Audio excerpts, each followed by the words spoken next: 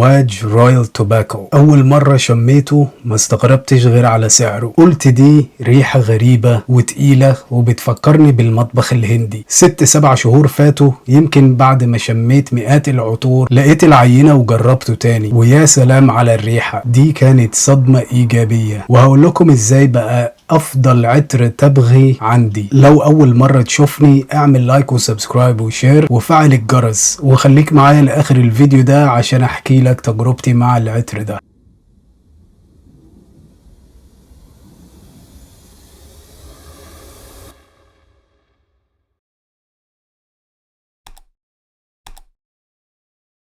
السلام عليكم، ازيكم يا جماعة؟ يا رب تكونوا كويسين وبخير. رجعت لكم بفيديو جديد، وده عطر مش اي كلام، عطر من دار العطور العربية النيش الفاخرة امواج من سلطنة عمان. والنهاردة هنتكلم عن تحفة من مجموعة اللايبرري كولكشن او مجموعة المكتبية اللي هو اوبس 14 رويال توباكو، اوبس 14 التبغ الملكي من دار امواج. العطر ده شرقي اروماتيك عنبري بخوري تبغي بلسمي ومدخن، وده من اصدار سنة 2022 بتوقيع العطارة الفنانة المبدعة سيسيل زاروخيان. العطر ده ليه قصة جميلة. المدير الإبداعي سالمون رينو استوحى فكرته من صندوق السيجار بتاع جده اللي كان فيه أجود أنواع السيجار الكوبي الفاخر، ومن هنا جت فكرة الدمج بين عالم السيجار الكوبي وأرض البخور واللبان عمان. يعني العطر ده لقاء بين حضارتين، كوبا وسلطنة عمان اللي يقعوا في مدار السرطان. وعلى فكرة العطر ده فيه كمية نوتات هائلة. في الافتتاحية في اللبان، البرغموت، صمغ الألامي، اليانسون، الهيل والريحان. وفي قلب العطر في تبغ العرقسوس، الحلبة، اللافندر والبرونول، وده مركب صناعي بيدي كده ريحة برقوق حمضي لاذع. اوزمانتوس، والاوزمانتوس ده بيستخدموه في عمل نوتات اللي هي المشمش، وده طبعا حسب الزيوت اللي بيستخدموها، وهي من صناعة انهي شركة عطرية. بس اغلب تجربتي معاه كان في صناعة نوتات اللي هي المشمش الكريمية وزهرة البرتقال والورد البلغاري. قاعدة العطر في اللبان المر بيربن فانيلا، وده مستخلص اللي بيطلع منها اسمه الفانيلين، وده بيستخدم كمان في صناعة الايس كريم اللي هو بطعم الفانيليا.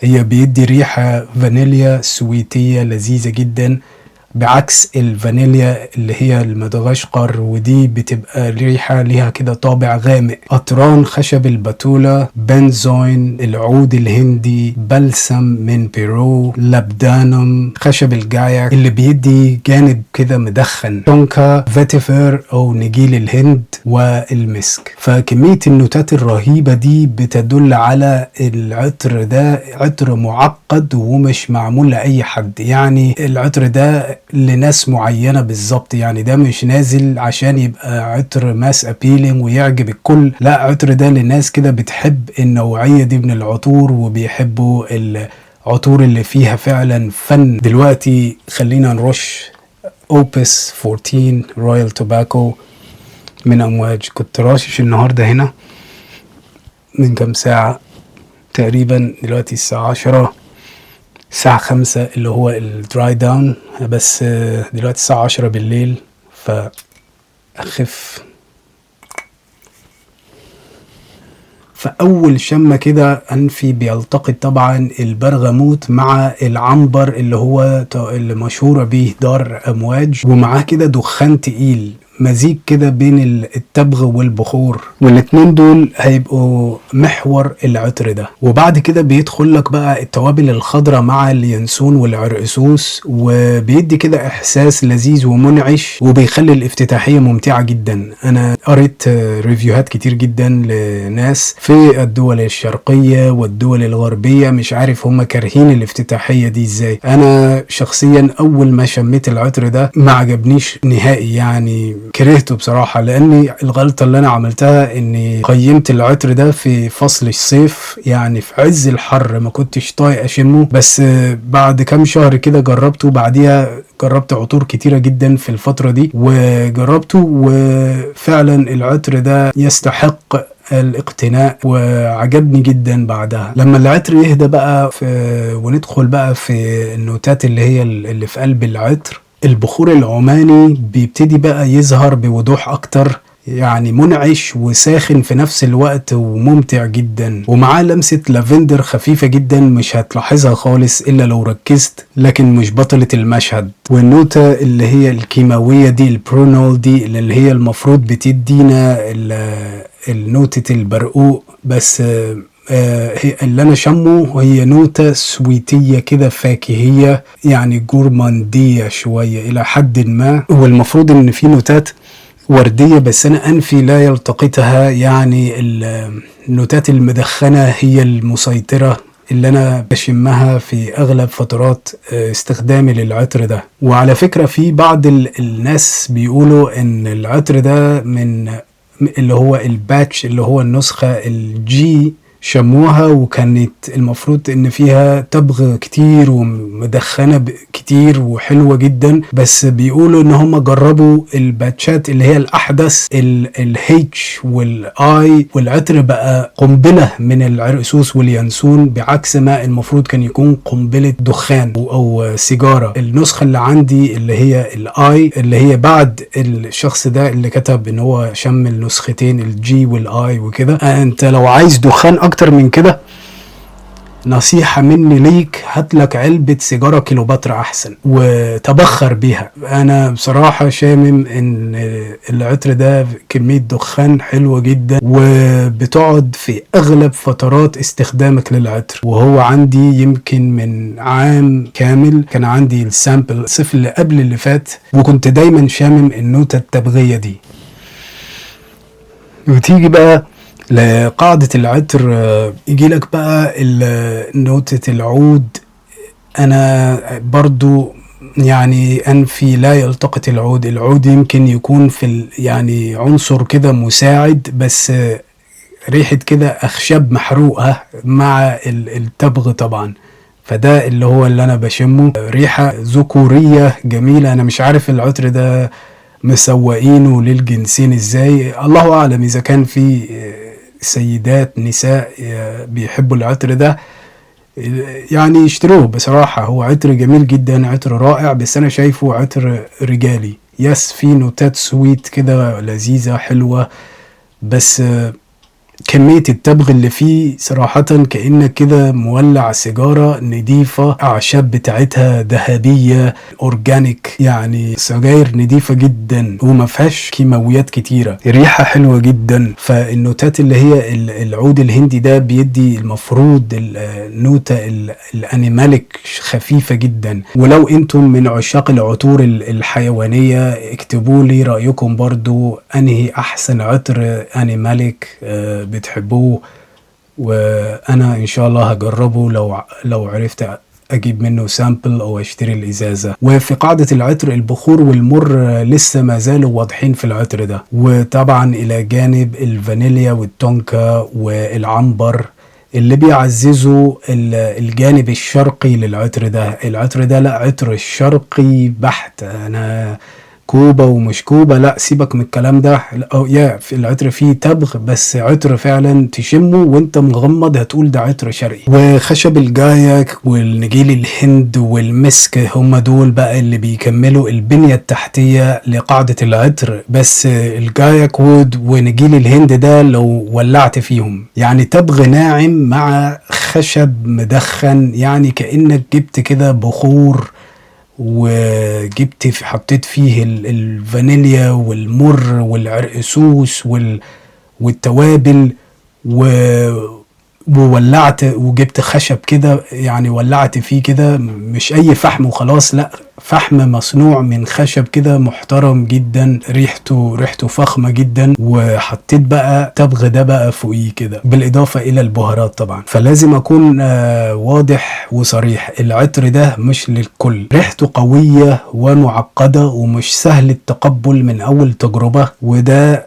واحد من العطور اللي انا بقول لكم لازم التجربة قبل الشراء، لا يعني حط دي تحتها مليون خط. وزي ما قلت لكم لازم تستخدمه كذا مرة، يعني لو هتشتري عينة او تقسيمة، اشتري 5 ملي وجربه في اجواء قارسة البرودة.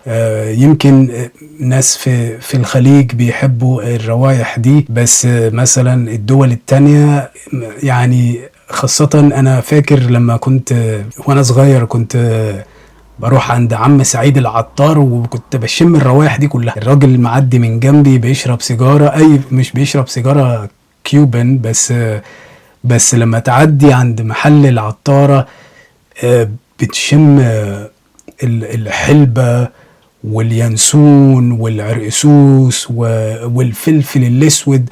لا هنا مفيش ريحة فلفل أسود، بس بيفكرني بمحل العطار كده،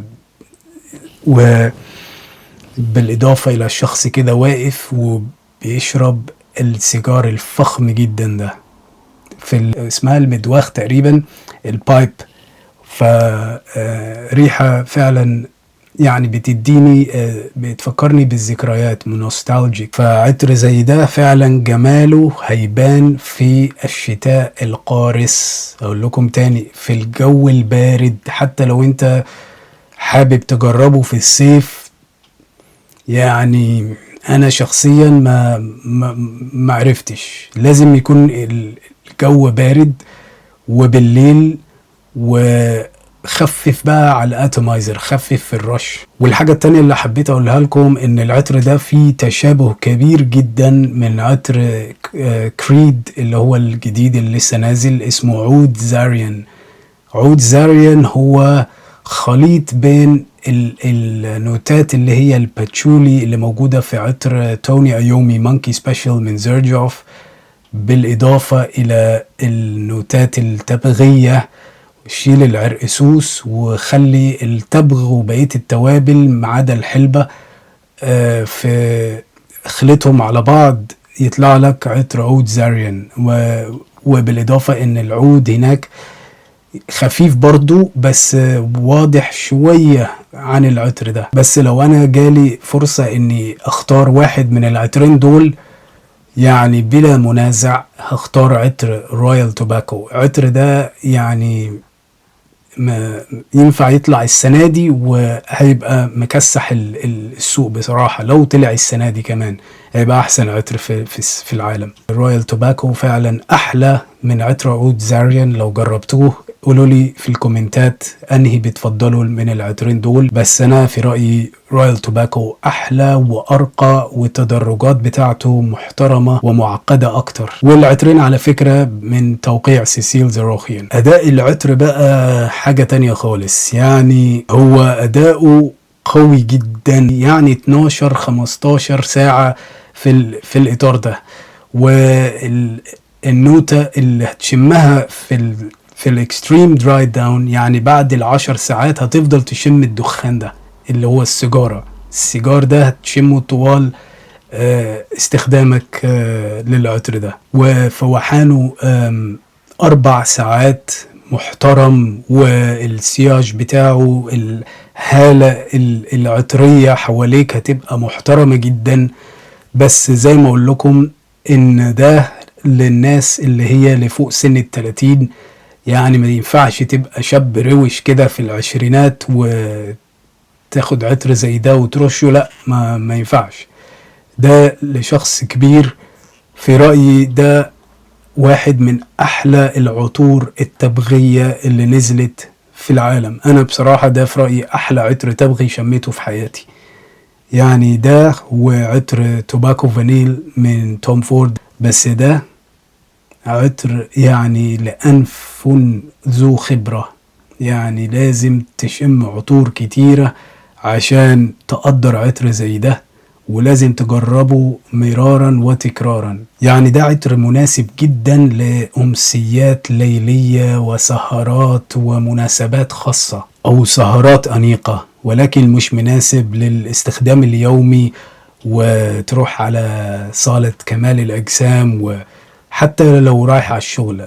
ودي كانت مراجعتي لعطر أوبس 14، المجموعة المكتبية لعطر التبغ الملكي أو رويال توباكو من دار أمواج. قولولي في التعليقات هل جربتم العطر ده، وهل بتحبوا العطور التبغية ولا بتحسوا إنها تقيلة؟ ولو الفيديو عجبكم ما تنسوش تعملوا لايك وسبسكرايب وشير وفعل الجرس عشان يوصلك كل ما هو جديد. أشوفكم قريبا، والسلام عليكم ورحمة الله وبركاته.